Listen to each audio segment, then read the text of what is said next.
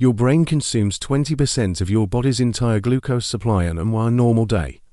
But if you constantly replay past conversations or obsess over every little detail, you are rapidly burning through that vital energy without moving a single muscle. This mental loop literally starves your mind, causing intense physical exhaustion and keeping your stress hormones severely elevated.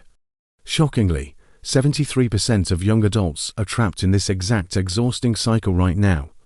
Hello, I am Dr. Arthur Sterling, and welcome to our session. Today, we are exploring the fascinating and dangerous psychology of people who overthink absolutely everything. We are going to uncover the specific brain network that hijacks your thoughts and reveal the real reason why trying to think your way out of a problem might actually be destroying your ability to solve it. 1. What is rumination?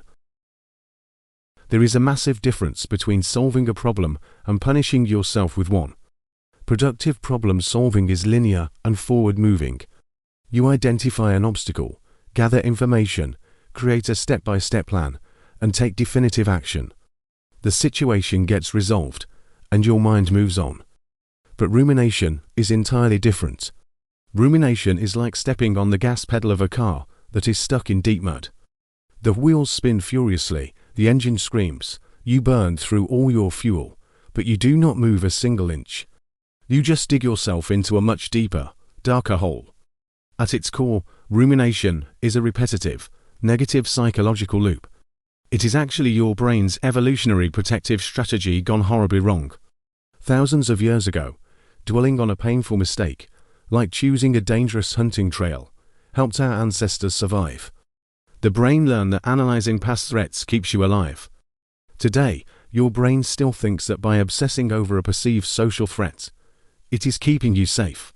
It genuinely believes that if you just replay an awkward conversation enough times, or predict every catastrophic way a future event could fail, you will somehow protect yourself from emotional pain. But you are not protecting yourself.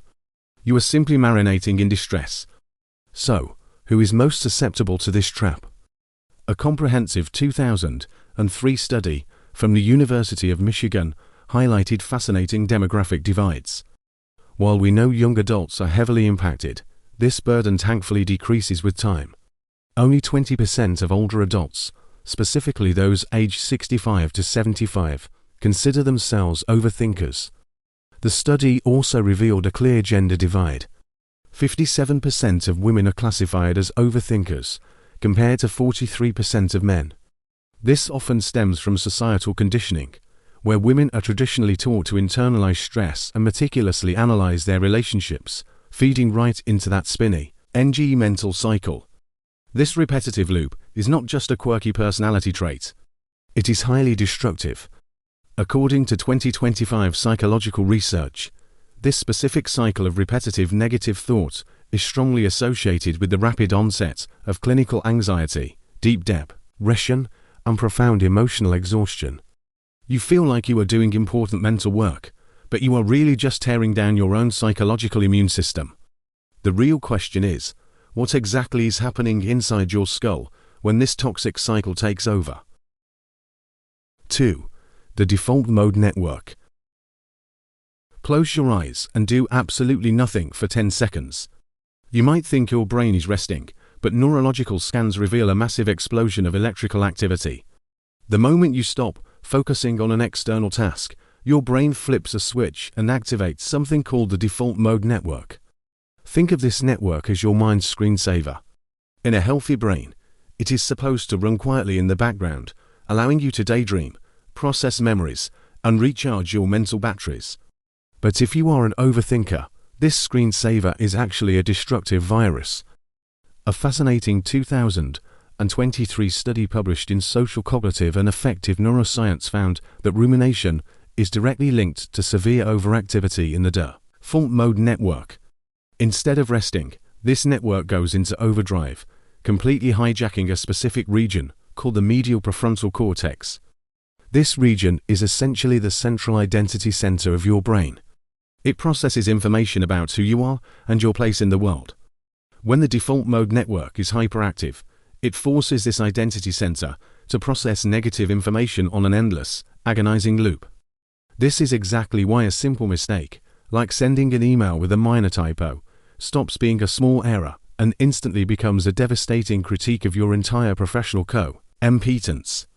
The medial prefrontal cortex acts like a ruthless prosecuting attorney, dragging up every past failure to prove that you are inadequate. Your brain is physically trapped in a state of high alert while you are just sitting on the couch trying to watch television. You are experiencing all the neurological panic of a life or death crisis, but the threat is entirely manufactured inside your own head. So, how does this invisible internal panic attack physically alter the rest of your biological systems? 3. Cortisol and brain drain. Every single time you replay that embarrassing memory, your adrenal glands do not know it is just a thought. They interpret it as an immediate physical threat and pump a massive surge of cortisol directly into your bloodstream. You are triggering a severe biological alarm while sitting perfectly still on your living room sofa. Cortisol is your body's primary stress hormone. In a genuine physical crisis, it is a brilliant evolutionary tool. It rapidly diverts energy away from non-essential functions, like digestion and complex thought, and pushes it outward to your muscles, so you can fight or run away. But when the threat is entirely manufactured inside your imagination, that chemical surge has absolutely nowhere to go. You are revving a powerful engine while keeping the emergency brake tightly pulled. Over time, this constant flooding of stress hormones creates a highly toxic environment inside your skull. According to 2025 research from Taylor's University, chronic overthinking and the resulting decision fatigue keep these cortisol levels severely elevated.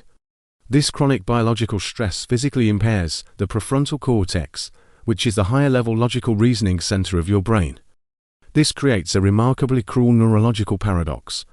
The exact part of your brain that you desperately need to logically solve a problem is being actively shut down by the sheer stress of obsessing over that very same problem. You are quite literally thinking yourself into cognitive paralysis. Furthermore, maintaining this intense state of high alert requires massive amounts of biological fuel. This chronic panic mode drains your brain's glucose reserves at an alarming, accelerated rate. It is exactly like running a high-end smartphone on maximum brightness, with every single heavy application gunning in the background simultaneously. Your mental battery drains to zero, leading directly to a phenomenon known as decision fatigue. When your prefrontal cortex is chemically compromised and starved of energy, your brain entirely loses its ability to weigh options efficiently. Suddenly, every tiny choice feels impossibly heavy. Choosing what to eat for lunch, responding to a casual text message, or picking a television show to watch suddenly feels like defusing a complex explosive device. Your brain is so overwhelmed by processing imaginary catastrophes that it lacks the basic bandwidth to handle everyday reality. A comprehensive 2023 Australian study observed urban professionals dealing with chronic decision demands and constant mental rumination. The researchers found that these individuals not only exhibited dangerously elevated cortisol levels, but also suffered a massive reduction in cognitive flexibility. Cognitive flexibility is your mind's ability to smoothly adapt to new situations or switch between different concepts. Because these professionals were trapped in rigid, repetitive thought loops, their brains became stiff and inflexible. When a real, unexpected challenge finally occurred, they were completely unable to adapt. You end up locked in a self-destructive cycle. You overthink to gain a sense of control, which spikes your cortisol. That cortisol shuts down your logical reasoning, making you feel entirely out of control. To fix that helpless feeling, you frantically double down and overthink even more. You are treating your mind like a machine that can run at maximum capacity forever, but biological hardware has strict limits. This relentless chemical assault leaves you profoundly exhausted, emotionally drained, and physically unwell. The vital question now is how we can hit the emergency stop button. 4. How to break the loop. To hit that emergency stop button and finally silence the relentless alarms in your head, you do not need to fight your thoughts. You need to observe them. This brings us to the most powerful tool in modern psychology for overthinkers, metacognition. It is the ability to step outside your own brain and literally think about your thinking. Right now, When a negative thought enters your mind, you fuse with it instantly. If your brain says, "You ruined a presentation," it feels like an absolute, undeniable fact. Metacognition breaks that fusion through a technique called cognitive distancing. Instead of telling yourself, "I am a total failure who is going to get fired," you force yourself to add a specific phrase to the front of the sentence. You say, "I am having the thought that I am a failure." It sounds incredibly simple, almost too basic to work, but neurologically, it is a profound shift. By adding those few words, you immediately strip the thought of its emotional power. You demote it from an immediate biological threat to just another random piece of data floating through your mind. You are taking back control of your cognitive processing, reminding your brain that you are not your thoughts. You are merely the silent observer of your thoughts. But what happens when the sheer volume of these thoughts becomes too loud, too aggressive to observe peacefully? You have to quarantine them. This is where the psychological practice of timeboxing, specifically creating a designated whirring time, becomes your ultimate defense mechanism. Most overthinkers try to completely suppress their anxieties throughout the day. This suppression acts exactly like shaking a carbonated soda bottle before opening it. The internal pressure builds silently until it violently explodes. Timeboxing completely flips this dynamic. You schedule exactly 20 minutes every single day, perhaps at 4 o'clock in the afternoon, strictly for worrying. During this time, you sit down with a physical pen and paper and divide the page into 2 columns. On the left side, you write down the hypothetical worries. These are the unchangeable, imaginary scenarios, like what if my colleagues secretly dislike me? On the right side, you write down the actionable worries, like I need to finish the quarterly report by Friday. You give your mind absolute permission to panic and dump every single anxiety onto the page. Once you physically see them separated, the brain's illusion of a massive, tangled crisis collapses. You quickly realize that the vast majority of your mental exhaustion comes from hypothetical scenarios you cannot control. But here is the most crucial rule. The moment those 20 minutes are up, the worrying time is strictly over. When the inevitable overthinking creeps back in at 7 o'clock in the evening, you do not fight it, and you do not engage with it. You simply tell your brain, "We have officially recorded this issue, and we will review it tomorrow at 4 o'clock. This technique brilliantly exploits your brain's natural desire for closure. Your mind typically obsesses over unresolved problems because it is terrified you will forget to fix them. By writing them down and scheduling a precise time to review them, you are handing your brain a signed receipt. You are proving that the problem is logged, prioritized, and being handled. Once your nervous system recognizes this reliable organizational structure, your adrenal glands finally stop pumping out that toxic cortisol. Your biological alarms power down, and your much-needed cognitive flexibility returns. The psychology of overthinking is not a life sentence of permanent mental exhaustion. It is simply a malfunction of a highly intelligent, highly analytical brain that currently lacks proper boundaries. By actively practicing cognitive distancing and rigidly scheduling your daily worrying time, you can train that powerful mental engine to idle quietly instead of burning itself out. You can finally transform your own mind from a hostile battlefield back into a peaceful, functional sanctuary. Thank you for joining me for this session.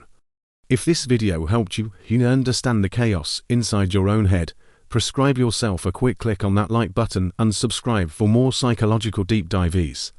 I'm Dr. Arthur Sterling, and I will see you in our next appointment.